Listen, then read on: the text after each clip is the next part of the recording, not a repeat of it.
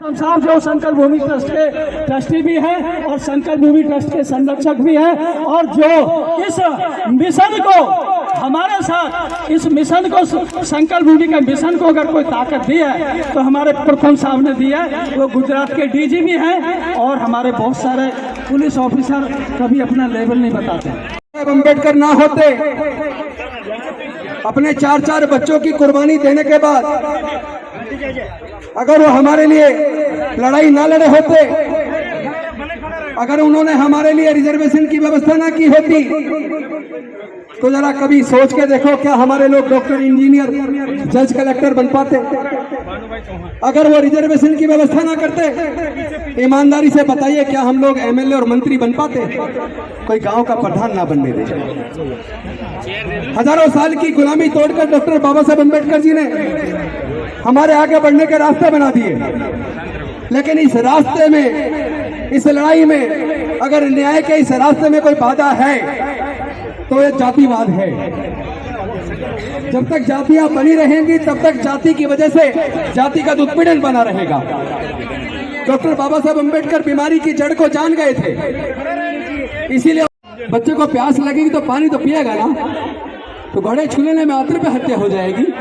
ऊना का कांड हुआ, हाथरस का कांड हुआ, आए दिन हमारी बहन बेटियों की इज्जत लूट कर उनकी हत्या कर दी जाती है, हमारे युवाओं का कत्ल कर दिया जाता है। ऐसा भारत बनाने का सपना हमारे देश के स्वतंत्रता सेनानियों ने नहीं देखा था। तो भारत बौद्धमय बने, जहाँ समता हो, स्वतंत्रता हो, बंधुता हो, न्याय हो, पर क्या हो, करुणा हो, वैज्ञानिक दृष्टिकोण से सोचे, अंधविश्वास पाखंडवाद से दूर हो जाए और एक आदमी आगे बढ़े तो अपने दूसरे भाई का हाथ पकड़ कर उसको भी साथ लेकर आगे बढ़े। एक आदमी मंत्री बन जाए, एमएलए बन जाए, एमपी बन जाए, जज बन जाए, कलेक्टर बन जाए, डॉक्टर बन जाए तो क्या हुआ? व्यक्ति बढ़ रहा है, परिवार बढ़ रहा है उसका। व्यक्तियों के आगे बढ़ने से काम नहीं चलेगा, समाज साथ में आगे बढ़े तो काम चलेगा। हमें पूरे समाज को ताकत देनी पड़ेगी और जो लोग समाज में से निकलकर ताकत बने हैं वो ये भूल जाए कि वो अपनी मेहनत से बने हैं। मेहनत अपनी जगह है, मेहनत का समाज तो हमारा हजारों साल से रहा है, लेकिन जब तक डॉक्टर बाबा साहब अम्बेडकर जी ने रास्ता नहीं बनाया, जब तक हजारों साल की गुलामी नहीं तोड़ी, तब तक तो हमारे लोग कुछ भी नहीं मिला उन्हें। अगर हम कुछ बन पाए हैं तो केवल और केवल डॉक्टर बाबा साहब अम्बेडकर जी की कुर्बानी की वजह से बने हैं।